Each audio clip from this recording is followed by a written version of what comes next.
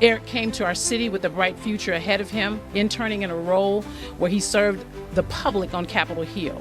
He deserved an opportunity to return home safely to his family, but was senselessly taken from his loved ones.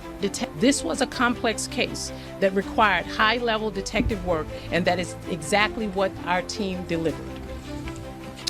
This is the level of dedication these detectives pour into every homicide case in our city. I hope today's arrest sends a message to individuals who choose to commit violence in our city. If you harm innocent victims in our community, we will hold you accountable. Cold-blooded murder qualifies as a crime that should have a 17-year-old considered as an adult. Judge Pirro, just to follow up on the ongoing, war of words where you might describe it between you and Judge Pirro. I'm just wondering, one of the things, he had very sharp words yesterday saying that the office essentially had lost some credibility. In his view, what do you say to the grand juries which are returning neutral bills, and is there a change that needs to come from your end of things? Absolutely not.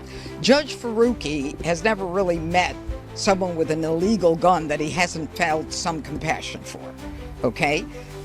And I'm not going into grand juries and telling him what to do and what not to do.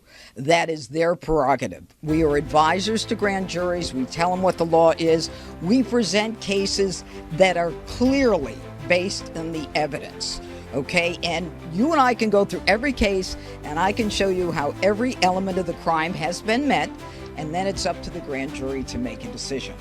But as far as I'm concerned, my job as a prosecutor is to bring criminals into court and to try to prove my case beyond a reasonable doubt.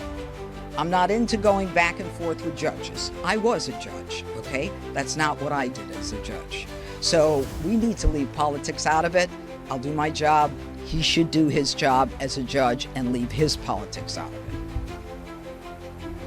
it. Under the DC Code, which is what they're being prosecuted under, there is no death penalty in the DC Code, so it's not a possibility. It's only a possibility in federal cases. This is not a federal case.